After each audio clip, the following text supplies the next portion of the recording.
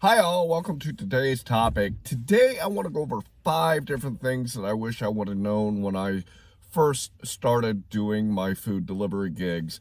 And the reason I wish I would have known it is because number one, it cost me money. Number two, it cost me my time. And when you're out here doing food delivery, your money is number one, obviously, and your time is most important. As I've said in some of my other videos, you're out here trading your time for dollars. So the most dollars that you can get out of that time that you're out there is most important. I'd like to start by asking you to subscribe to my channel. Check out all my content. I've got a lot of videos out so far, and I got more coming out all the time. And also like this video so that other people can see it and other people can get this great information. Finally, if you know anyone that can use this information, share it with them. So let's get into the topic of 5 different things that I wish that I knew before I started DoorDashing and Uber Eats and GrubHub. Number one, when I started doing DoorDash, as I've said in some of my other videos, I started with DoorDash for a couple of weeks, and then I added Uber Eats, and then it took me about 4 months to get onto GrubHub. I can remember my first day out there doing DoorDash, and it was a morning. It was about probably 9:30 in the morning, and I hit that accept button on my first one. I got in my first dash, I actually took 3 deliveries and I made $16.50. It was phenomenal to me. I only worked probably about, I don't know, half hour, 45 minutes. I was just trying it out, and I got $16.50. Well, that turned into the first week. It was $377 that I made that first week.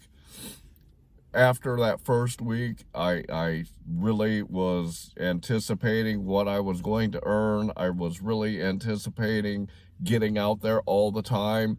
I was working a full-time job at the same time when I started, and I found myself wanting to go out door dashing and Uber Eats and Grubhubbing all the time. This stuff can be addicting when you're first starting. You start making that first $100, and then you make a couple $100, then you might make $500. This stuff can be really addicting because you want to get out there and get your hustle on to get your money, and that is completely understandable. However, it can also get to a point where you're wanting to hustle so much that it can interfere with your family time.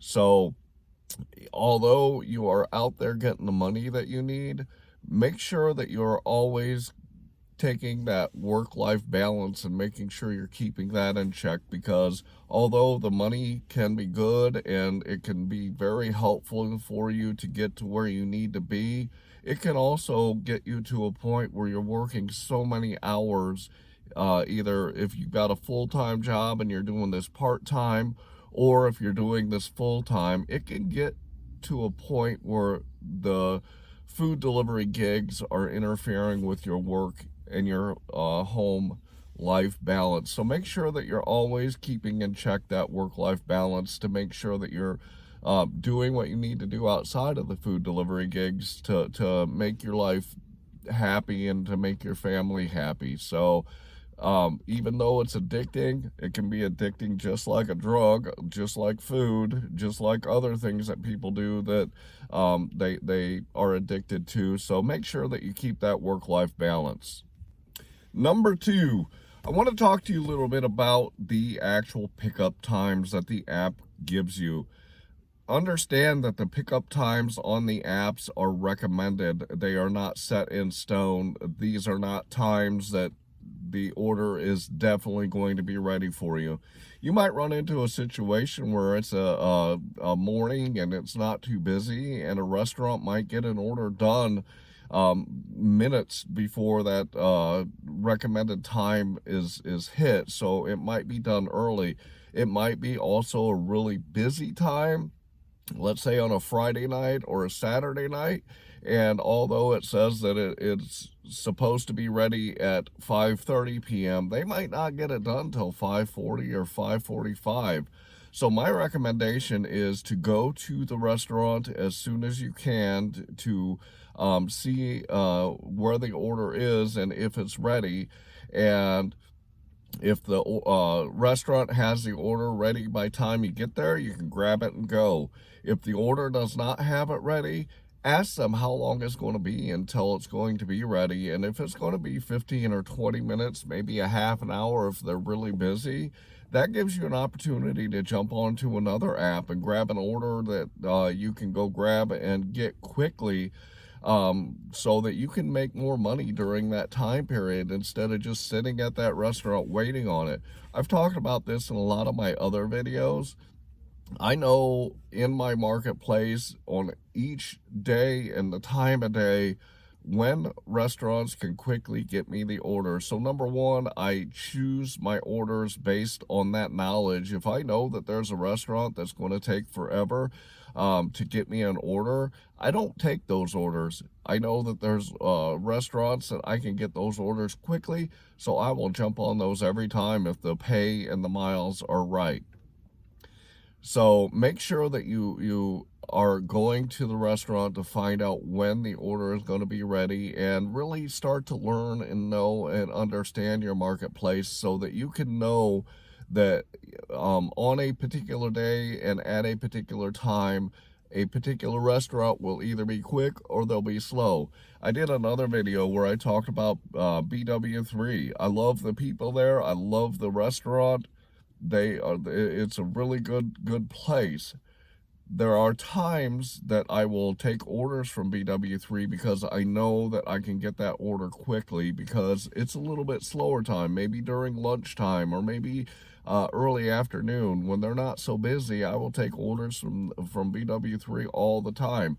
However, on a Friday night or a Saturday night, the parking lot is just jam-packed full of cars, and there are multiple online orders coming in from DoorDash and from their online. So I know that if I take an order during that time, that I will be waiting forever to get that order. So I don't accept orders from that restaurant when I know it's going to be really busy. So it's really important for you to understand that the time that the app puts is just a guesstimate on when it should be ready. It's not necessarily going to be the actual time that food is going to be ready. So you got to really learn and understand your marketplace and the restaurants in your marketplace so that you can make the most out of the time while you're out there.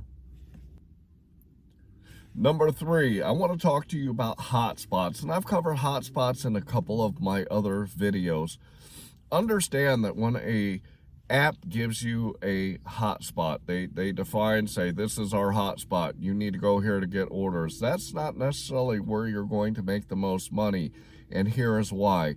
That might be the place that the most orders are coming in, and they're trying to get as many drivers to that one particular area because there's a lot of orders coming in. But the orders that you might get, and I'll use DoorDash as an example, I normally do when it comes to hotspots, they will send you order after order after order that is going to be $3, $4, $5, and it's not going to be the amount of money that you want to accept because it's just not going to be profitable for you.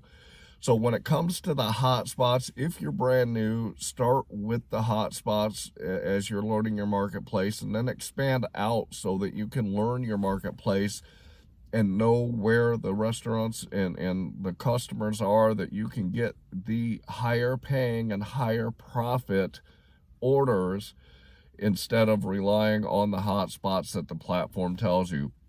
I don't ever go to a hotspot normally because a app has defined that as a hotspot. I go to my hotspots that I've defined. I currently have 5 in my marketplace. I had 4 in the last month or so. I've found another one that I consider a hotspot because there is good paying orders coming out of these particular areas, and I know that when I go to these areas I can get the right dollars, the right miles, and bottom line is I can get the right profit out of these areas to make my time worth it. So when it comes to hotspots, Don't rely on what the apps tell you. Learn your marketplace so that you know where the best places are for you to go to get the most money. Number 4, I want to talk to you about stacked orders, because when an app sends you a stacked order, they send you, you pick up this order first, and you pick up this order next, then you deliver to this person first, and then you deliver to this person next. Well, you don't have to follow those guidelines when it comes to stacked orders. You can take them in any order that you want.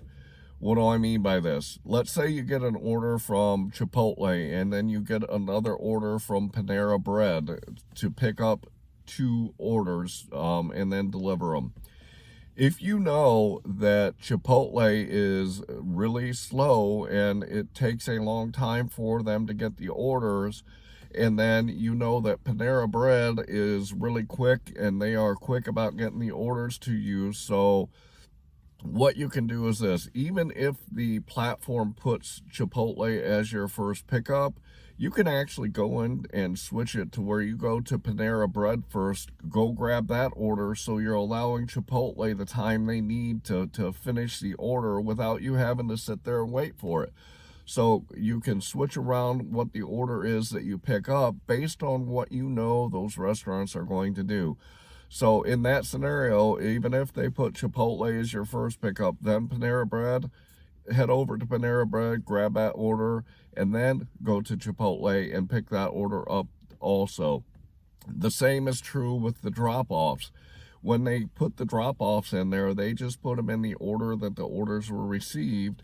However, you can actually switch, and let's say that the first order what was Chipotle, and then the second order was Panera Bread that you need to drop off. You can flip that around and do Panera Bread first, and do Chipotle second. And why this is important is, let's say that your first order is taking you way over here and it's taking you out of your hotspot and out of the area that you need to get more orders.